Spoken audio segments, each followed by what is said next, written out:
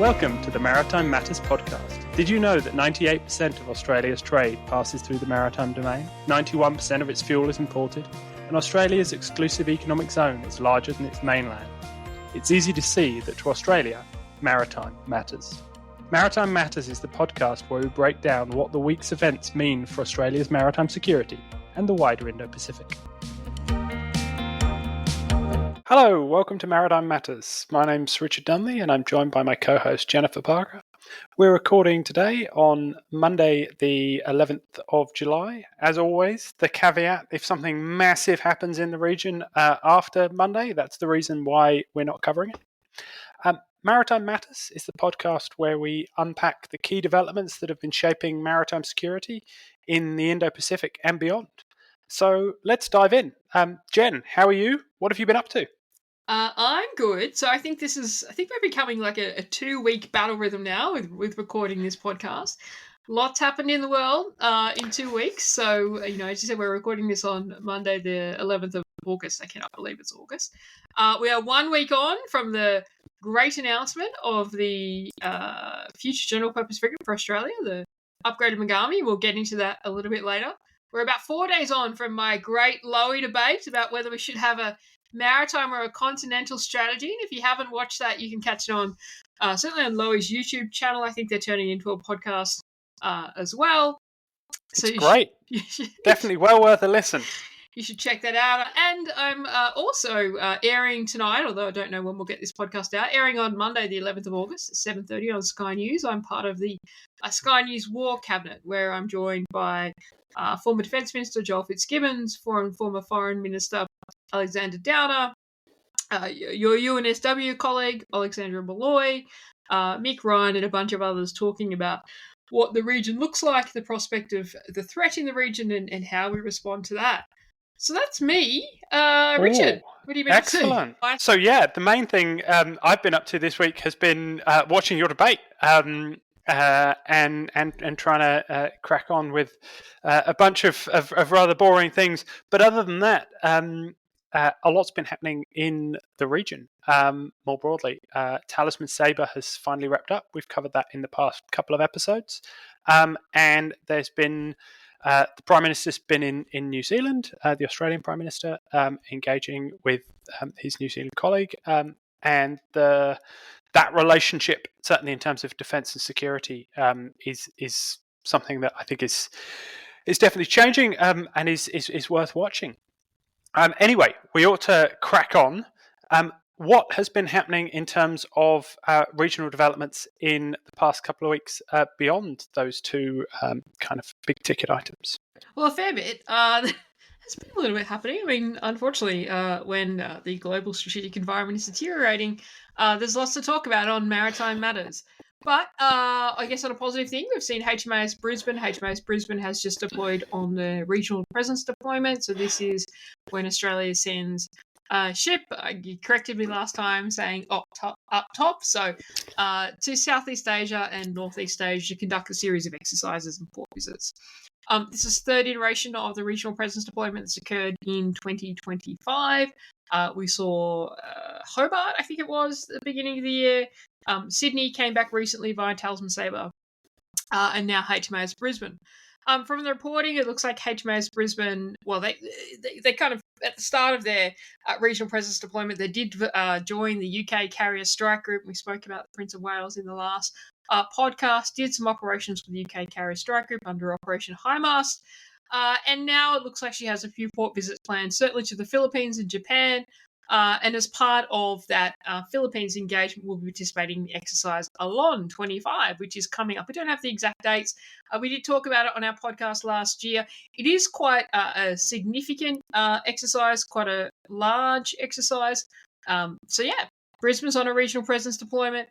I still have my reservations about the regional presence deployments. I think we spoke about this on a podcast a couple of episodes ago. Look, I think it's fantastic to see this level of engagement in the region. And one of the benefits of sending a single ship is that actually throughout 2025, Australia has maintained a fairly persistent presence in Southeast Asia and Northeast Asia through the three destroyer deployments. One of the downsides, though, is that the Royal Australian Navy went through a little bit of kind of soul searching around 2013, 2014 about the benefits of single ship deployments versus task group deployments. And we saw a couple of years later the Indo-Pacific Endeavour construct develop, which was quite a large task group deployment to the region. But we've moved back to this kind of sending a single ship. So yes, it gives persistence, but it doesn't necessarily send that key message as part of our deterrence strategy. So I'm always kind of a little bit hesitant about whether this is the best strategy. Any comments? I think last time we talked about this, you disagree with me. So No, not specifically. I think that there's value both ways, particularly in terms of the persistence of presence in these kind of areas, and particularly thinking about the Philippines and South China Sea, and kind of consistent engagement. And I think there's real value in that, as opposed to your kind of one or two big showpiece engagements and then nothing for a long period of time. I think that the way Chinese action in the South China Sea plays out, actually persistence and presence matter. So I can see there's definitely both sides there. The thing that I do think is quite interesting is the use of the DDGs for this, and the consistent use of now all three DDGs for the regional presence deployments. Obviously, they offer a far greater capability than something like an ANZAC, but I get your point, and perhaps where there's a crossover here in terms of the ability to then do anything else is severely constrained if your key assets are consistently being used for this kind of operational tasking. So I think there's kind of questions or things that are worth picking out a little bit there. Yeah, definitely. And I think also, when it comes to kind of the idea of single ship steaming versus task group, that there's a question about readiness, skill sets, and trainings, and the comfort of, if you're creating a culture where sailors and officers are used to operating as a single ship, what is their comfort in integrating into a larger task group? Of course, this is mitigated a little bit. We did see Brisbane in the UK carry a strike group, and Brisbane is going to exercise a lot. But it's just a broader point, harking back to those debates 10 years ago about the task group versus single ship deployments. Speaking of ship deployments, so we haven't heard a lot about the LHDs recently with the Royal Australian Navy, apart from, I think it was about 6 weeks ago now, we saw the ANAO audit that raised some concerns about the management of the maintenance and their operational availability. That said, really pleasing to see HMAS Adelaide is down in Hobart. There's a report out from Defence. They're doing a 5-day visit. Lots of good staff, open days, that sort of thing, which is certainly good imagery, but also really good from a recruiting perspective, I would suspect. Yeah, and there were some positive ADF numbers out this week, which I saw you were commenting on the news. Always slightly perhaps two sides to all of those coins, but numbers going up is always a good thing. It is. And actually, we haven't really kind of talked to the details, but the reporting is, so Defence released some numbers, I think the day before the Mogami was announced, so Monday last week, talking about the fact that the ADF had grown by about 1,800 people in the last 12 months. Is it meeting its target rate? No. In estimates this year, so in Feb, in estimates this year, we did see the Chief FERS, Lieutenant General Fox, say that they were meeting about 72% of their target rates. But bearing in mind, Defence is trying to grow quite exponentially right now. So in 2022, the Defence workforce growth announcement was announced by the previous government. And from 24, that was meant to be exponential growth, which I think there are always questions about the feasibility of that. But it is really important to say Defence has grown by 1,800. The ADF has grown by 1,800 in the last 12 months, because actually the 12 months prior to that, the ADF actually contracted. So it actually contracted by 125 personnel. So this is good. Some increased numbers for Navy, some increased numbers for Air Force, and Army as well seem to have gotten over the hump of some of their recruitment issues. But still a long way from the numbers that Defence is meant to be achieving. So there's some good news, but you've got to put it in the context of the broader numbers. Yep, absolutely. But the increasing visibility of the ADF through things like Adelaide's port visit hopefully will help in elements of this, and I guess that kind of engagement and visibility of the ADF is something that can only be a positive thing. Yeah, and I would say the press associated with Talisman Sabre as well. I mean, I think I sang the praises of Talisman Sabre last podcast, so I won't get into it. But I think that was quite impressive. There's a lot of information coming out about Talisman Sabre. It was in the press a lot, so those kind of things I think help that conversation. In other developments in the region, there's been another incident around Scarborough Shoal. There was a Philippine Coast Guard vessel which was escorting other vessels, which were, I think, Philippine government fisheries vessels. And the Chinese Coast Guard was trying to effectively chase the Philippine Coast Guard vessel off. And in the process, it managed to collide with a Chinese warship. So the Chinese Coast Guard vessel collided with the Chinese warship. And there was some reasonably significant damage done to the Chinese Coast Guard vessel. Now, the Philippines, perhaps unsurprisingly, have sought to highlight this, including highlighting the fact that they then offered assistance to the Chinese Coast Guard vessel. They don't make it clear whether or not that assistance was taken up. But there was clearly, this is part of the risk of the, I guess, the very risky and dangerous tactics employed by Chinese vessels, both military, but particularly Coast Guard and maritime militia, in the waters off the Philippines and within the Philippines EEZ. So this kind of activity, we've seen it enough times in terms of Chinese Coast Guard vessels making contact with Philippine Coast Guard vessels. And in this instance, it looks like the Chinese Coast Guard managed to make something of a misjudgment.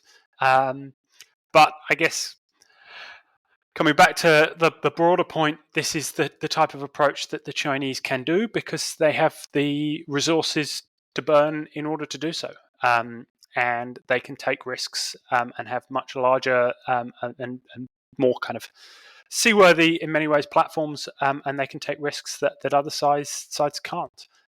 So it speaks to a few of the dynamics that are at play in the South China Sea.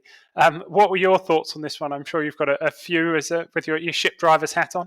Yeah, well, I'd recommend to the viewers or listeners, depending on how you enjoy this podcast, hopefully you enjoy it, check out the footage. I mean, the footage is pretty dramatic in terms of the Chinese Navy ship coming through. Its bow basically T-boning the bow of the Chinese Coast Guard ship at quite a speed as well. I guess, and certainly there's going to be a fair bit of damage. Sadly, I suspect there would certainly be some injuries the way the ship was jolted around. Look, I think a couple of takeaways. Obviously, one, bad ship driving, but that's not new, as you mentioned. This is a continued theme. Two, though, interesting to see the Chinese Navy involved in this skirmish. So, Scarborough Shoal, it's 120 nautical miles from Luzon to the northern Philippines island, well within the Philippines exclusive economic zone, but has been under China's control since 2012. Generally, in these kind of incidents, you really do see Coast Guard vessels. Normally, the Navy is over the horizon and not really responding to these types of incidents. So it's interesting to see them both in the mix, I think, one. Two, there's a clear indication here that there's not as effective communication between the Coast Guard and the Navy as you would think if you're going to be operating together in these kind of close-in operations, because they're clearly not talking to each other. I mean, the Chinese Navy ship just absolutely plows through. So I do sometimes think maybe I'm drawing too much out of this footage, but I do sometimes think that we make assumptions. We know what our vulnerabilities are in terms of coordination and communication, but we make assumptions that the PLA, Navy, and Coast Guard must be incredibly good at it. But I think this is a clear indication of communications issues between those ships. So I think that's interesting as well. And the third point I'd make is we haven't tracked it so much. We've mentioned it a couple of times, but Scarborough Shoal really does seem to be becoming a flashpoint this year. So last year, of course, there was the focus on Second Thomas Shoal, which is much further south in the Spratly Islands group, still well within the Philippines exclusive economic zone, but the Sierra Madre is parked on Second Thomas Shoal.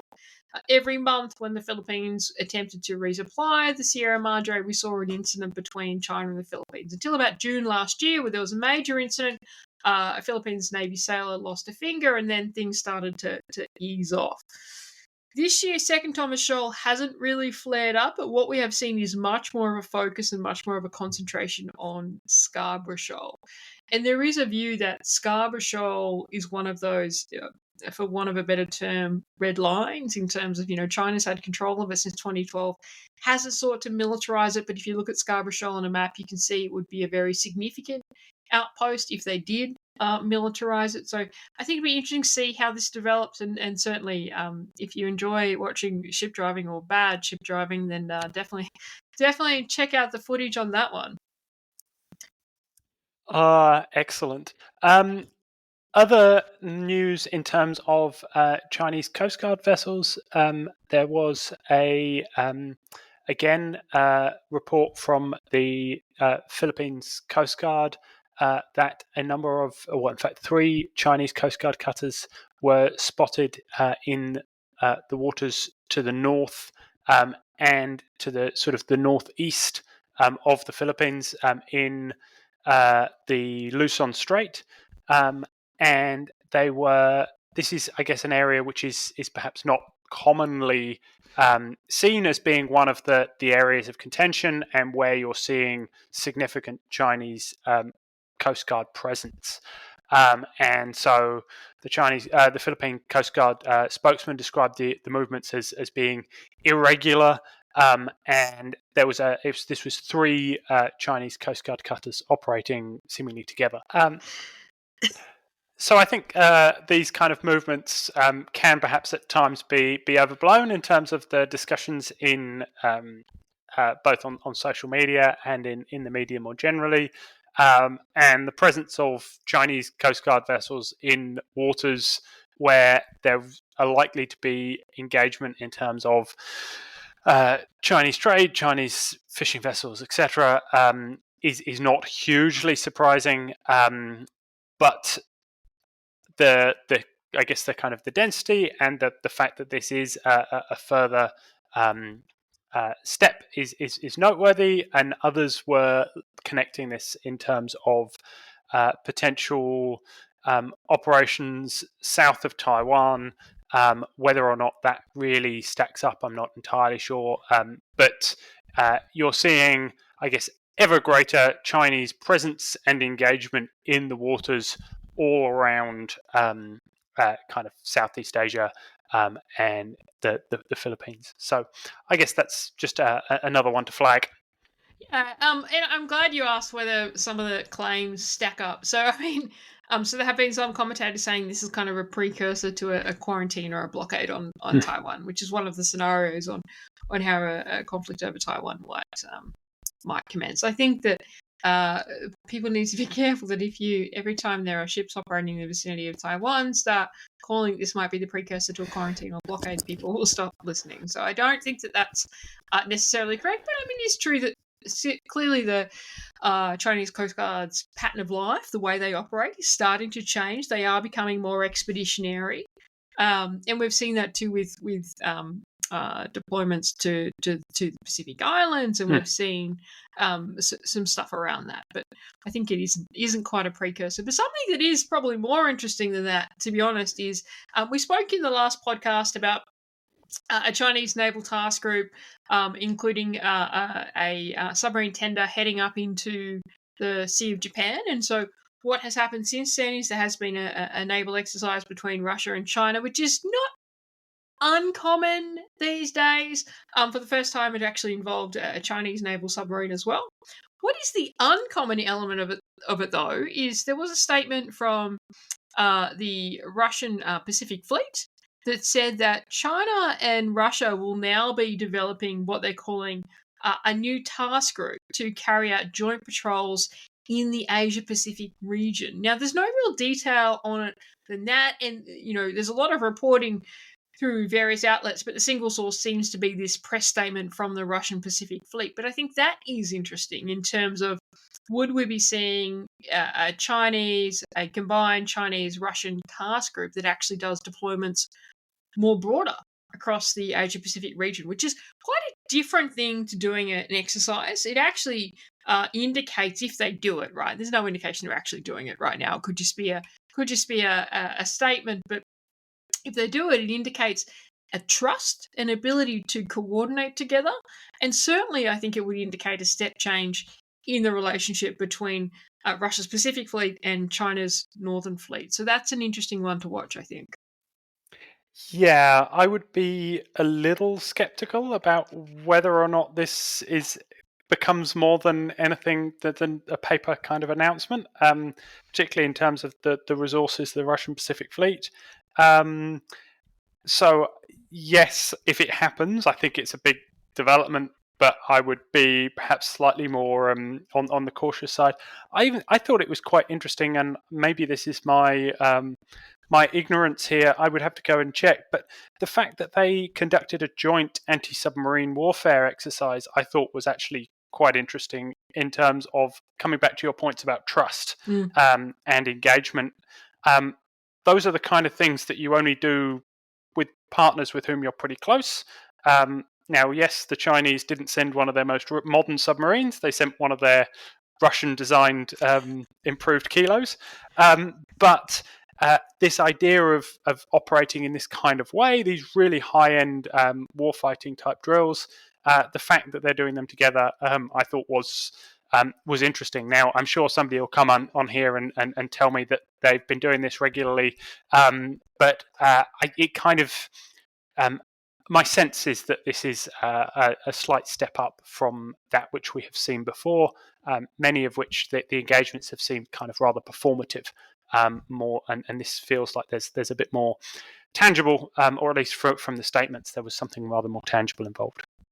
Yeah, potentially, and that would certainly continue the trend that we're seeing between Russia and China, which I think is often overstated, but I think significant when we saw the a couple of years back now, the joint bomber patrols and things like that. So something is definitely changing. Hey, one thing before we move on to the capability section, because we are going way over time, we haven't even talked about the upgrade of Mogami, although it does feel like old news now.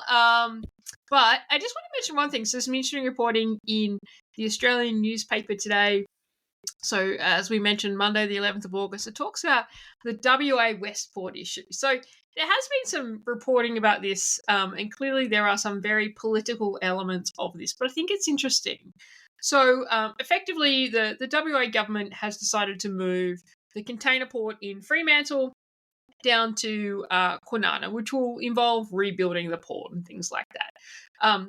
Effectively, there was an assessment that in the mid to late 30s that the Fremantle container port is going to reach its capacity, so they need to look to do something else or build something somewhere else. And so Kwinana in Cockburn Sound was identified to do that. And there is some, it's not a container port, but it is a fuel terminal, I think, from memory down at Kwinana. Now, the problem with Kwinana, though, is it does sit, we're going to have to pull up a chart to explain this. I'm not going to explain very well, but it does sit in Cockburn Sound, basically right opposite Garden Island Naval Base in Western Australia. There's been reporting, clearly the maritime unions are not supportive of it. Clearly the opposition in WA is not supportive of it for various reasons. But the interesting reporting today was actually a former Deputy Chief of Air Force has come out, John Blackburn, and a former Naval Commodore, Vince DiPietro, who was the former commanding officer of HMAS Stirling, going back quite a while ago, right? Certainly pre-AUKUS and things like that. They've raised concerns that moving what is called Westports, the container port in Fremantle, down to Kwinana is actually a security risk for Garden Island Naval Base, and they've linked it to the security risk around AUKUS submarines, and specifically SRF West, which is the US and UK submarines rotating through. Now, I think there's a bit of a timeline discrepancy there because from what I can find online anyway, the WA government is talking about doing this from kind of the early 2030s, so it's not quite right now. The scenario comes up that you could see a container on one of these ships with drones and, an Operation Spiderweb thing on Garden Island, which is possible, not necessarily plausible. But the thing that I find interesting actually is that one of the points made in the piece, probably not the biggest point, but I think is the biggest point, is actually the congestion you would see going down through gauge roads into Cockburn Sound, which is a very, very narrow channel. And when a large container ship would go through, you would not be able to send ship subs, etc., through that. Now, of course, that is the case already, but what we're talking about is a significant increase in the ships going through there. So the Port of Fremantle currently has, Google tells me anyway, between 10 and 11 container ships visiting a day. So you're putting a lot more traffic through Cockburn Sound. So I think this is an interesting one to watch. The point that I kind of draw out from it, though, and this is a point that we will be making in a joint publication that we're working on, Richard and I, with some others that'll come out later in the year about maritime strategy, is are we really thinking about our maritime infrastructure from a security perspective? I mean, I don't necessarily have a huge issue with Westport moving, but it's what kind of coordination is happening at the national level with respect to this, and do we have a national coordination mechanism, right? Some other countries have a department or an area within a department like PMNC that is responsible for national maritime strategy and security, but we don't. So when you look at the Darwin Ports issue, you look at this, although this might be over-egged, there is a question about should we have a national body that coordinates. Anyway. We're going to get into capability and Mogamis or upgraded Mogamis. So this has been quite a long-running saga, as Jen pointed out in an excellent Twitter thread just before the announcement.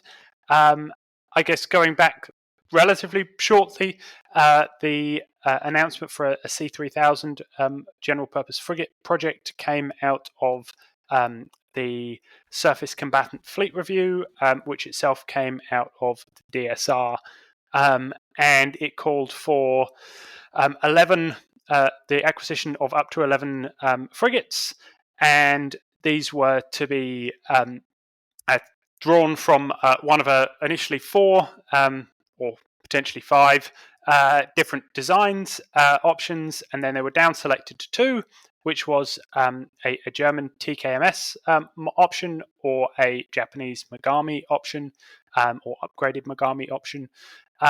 And the government announced, it was a week ago today, I think, that the decision had been made to go with the Japanese upgraded Mogami. The first 3 hulls are supposedly to be delivered or come off the Japanese line. And then the remaining 8 are at least nominally to be built in Western Australia. We can perhaps discuss that one a little bit later on. There's been kind of widespread, I guess, positive vibes, I would say, about the announcement in the commentariat, at least, with a particular focus on the kind of both the number of missile cells and the armament of the Mogami, the fact that it requires fewer personnel than the TKMS MECO option. And in particular, a lot of it has focused around the strategic ties with Japan and the fact that it's cementing this strategic relationship. So it's been generally viewed as very much of a positive story. What's your take on the final decision on C3000? So before I get to that, I was actually hoping to find this tweet, but I gave up trying to find it. But in October 2023, a certain Richard Dunley retweeted a report that I'd written. We didn't know each other that well then. When I had said that we needed to grow the surface combatant fleet to 20, and your tweet, to paraphrase, was something like, yeah, this is all well and good, but obviously it's not going to be politically acceptable, or something like that. And so I just want to highlight that Twitter lasts forever. And in 2025, we have just announced the plan to grow the fleet and selected the ship. So I think that's I was right. But moving on to... moving on to... I think we are a very long way from having having No. 20 holes in the water. No. And we are a long way from that. So I think your victory celebration might be a little premature. No. But we'll park that one. Come on, you got to give me that. I mean, I think that report in 2023, which wasn't that great in retrospect, will go down as history as foreshadowing the growth of the Royal Australian Navy. And I suspect the government made the decision based on my report. I don't think they read it. Absolutely. But anyway, moving on from that. Look, I think this is a good decision. I was always kind of on the fence. To be honest, I was asked by many a media outlet to say which ship I think it should be, and I actually thought it was quite close. I think that there are pros and cons associated with both. I also think we didn't actually ever really know in the public space what was involved in the TKMS bid. Was it 16 cells or was it 32 cells? Now, some people would say, no, it was the Egyptian exemplar of the A200, and that's 16 cells. But actually, it's very clear that it wasn't the Egyptian exemplar. So we don't really know. Certainly the upgraded Mogami, and this has been lost a little bit in translation in the announcement. I think the Deputy Prime Minister was at pains to state that it's an existing production line, not an existing ship, but that was translated by many into an existing ship. The ship, of course, that the Royal Australian Navy will get is the upgraded Mogami, which is only, as Alex Luck has pointed out a number of times, was only recently called the upgraded Mogami. It was called 06FFM and something else before that. It changed its name during the C3000 bidding, but it is a different ship. So it's about 9 meters longer in length. It's about 0.7 meters wider. It is meant to have 32 VLS on it, etc., etc. So you can look up the metrics, that they're online. It is a different ship. It's a non-existing ship. That said, I mean, there has got to be a lot of confidence in Japanese shipbuilding. The timeframes, we've talked about this on previous podcasts, that they've pumped out Mogamis is incredibly impressive. And so I think that that's not necessarily a major concern. But look, I think this is good, and I think that most people predicted this is the way it was going to go. I just think there are each bid, so the German and the Japanese one, both had some significant upsides and significant downsides. And I think that now we've gone with the Japanese one. I'm very glad that we didn't go to a competitive tender. We just picked a ship. That we will need to work hard to mitigate what some of those risks are. And they've been talked about extensively in the media. You know, Japan's familiarity with exporting complex defence capabilities, Australia not having a great track record of being a shipbuilding customer in recent years, and some of those things. So broadly positive. I would like to see us try and eke some of those timeframes back. Yes, the Royal Australian Navy Surface Combatant Fleet is expanding, but it's not expanding for a very, very long time. It currently has 10 surface combatants. It'll go down to 9 next year. Because of the age of the Anzacs, I suspect you're not getting the operational availability out of them that you would like of a normal frigate. So, yes, you might have 9 on paper. You've probably got a lot less than that. And then, you know, we know that it won't start to build until 2030 is when the first upgraded Mogami is meant to be commissioned. You're at 10, which is where we are now.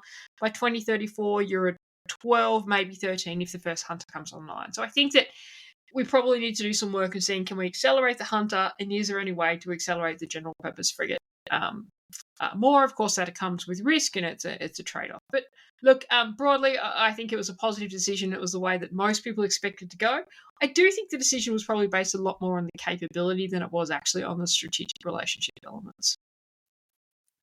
Yeah, I honestly don't know. I know a number of the journalists were talking and asking questions about whether or not the defence recommendation was to go with the German TKMS model, and whether the National Security Committee changed or went with a different option.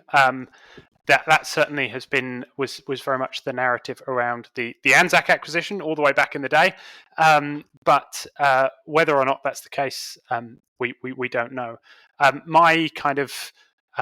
generally with you. I think it's a good decision, or it's good that the decision has been made. My one bit of reservation over it is it fits into a consistent trend in Australian defence acquisition of going with the option that supposedly, or at least on paper, offers the best overall package, So I think most people would say that the Mogami is probably a slightly better ship than the TKMS option. Again, we don't know everything, all the details, but it probably is a better ship. It does come with these strategic benefits, so there are all of these good advantages to it, but I would suggest it also has a higher risk profile. And even down to things like we're accepting a Japanese combat system. There was some weird commentary about the fact that the Japanese combat system is actually based on a Lockheed Martin version, which I still don't really understand the origins of. And there's a whole host of integration challenges and other things, which, yes, there would have been some similar issues with the German model. There would have been less because of integration with an Australian combat system, existing Australian combat system. But it seems, again, we've gone with the package that offers the best overall capability, but the greatest risk. And that just leaves me quite uncomfortable. Having looked at a number of these projects, written about some of these projects, that decision-making process seems so deeply ingrained in Australian defence acquisition, and has caused a lot of problems over the years. So I'm just fingers crossed that this is not going to be one of them. But I agree. This is why I was always hesitant, because I still maintain I think it was a lot closer than people actually think. And you're right. I 100% agree with you in terms of the risk you've articulated. I was just trying to Google the combat management system. So it was the Defence Industry Minister Pat Conroy who said that in the press announcement. But I couldn't quickly Google the origins of the Japanese combat system there. So we'll have to talk about that in another podcast. But as far as I'm aware, there is nothing available, or certainly in English, that gives any indication of a Lockheed Martin origin. And the comments also about the fact that it's already integrated with SM2 and SM6 and Tomahawk. Again, as far as I'm aware, that is absolutely not the case, and was simply referring to the fact that the ship is fitted with, or will be fitted with, strike length VLS, so missile cells, which can potentially fit those missiles. It does not mean that the ship is that the missiles are integrated into the varying systems. So I think that there's perhaps been some either some creative language or some miscommunication at varying levels about some of that. I guess the simplicity of the translation of some of this, but you might so much that we don't know. Yeah, the reason I'm not looking at the screen is I made a deep dive about the combat system, but I couldn't find the answer. So we'll have to park that. But I would. You're right, but it was the Defence Industry Minister who said that. Yes. So we'll see. What else apart from the Mogami? I mean, we are well over time, but I think there's come an interesting thing. Oh, hang on. There was something else that came out that day, last Tuesday, the announcement of Mogami, the 5th of August. There was another significant announcement that everybody forgot to mention, and now we've forgotten to mention. What was that significant announcement, Richard? So the signing of the strategic shipbuilding agreement with Austal. So this established Austal as the shipbuilding partner in Western Australia, and it kind of cemented what we already knew about the fact that they were going to be building the landing craft medium and landing craft heavy at Henderson, and it also, on the Austal reporting of this, it also indicated that they will be then the shipbuilder for the Tier 2 or the general purpose frigates. So the upgraded Mogamis that we were just talking about, 3 will be built in Japan, and the remaining 8, on current plans at least, are supposed to be built in Henderson by Austal.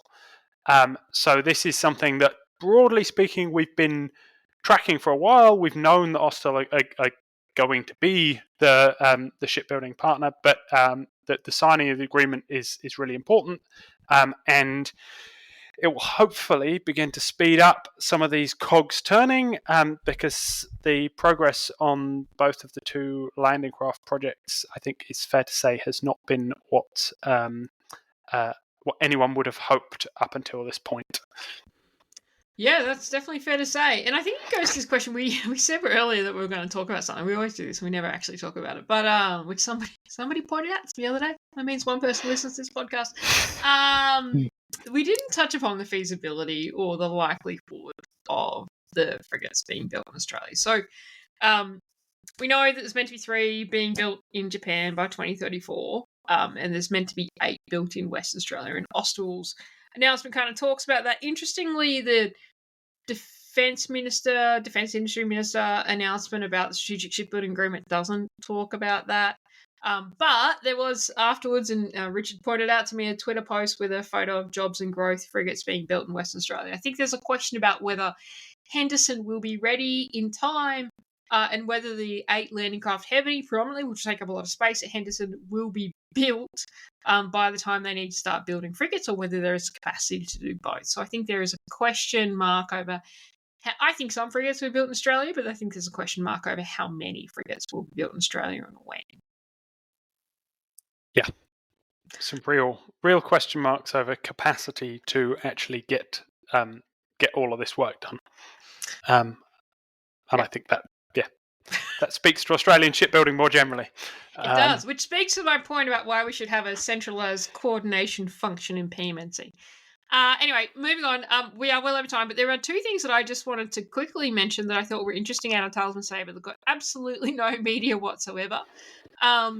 So there was an announcement that there was, during Talisman Sabre, a focus on deployable additive manufacturing and repair capability, the DAMR, which was Navy's first demonstration of a deployable 3D printing capability. Now, what they actually printed, it sounded like some protection stuff for cables or whatever. But I think this is interesting in terms of, and it can only work with polymers right now, not metals. But I think it was interesting in terms of trying to, really, we had probably, I think, last year, this last Kakadu, I think, this deployable fleet concept, deployable logistics concept they were talking about.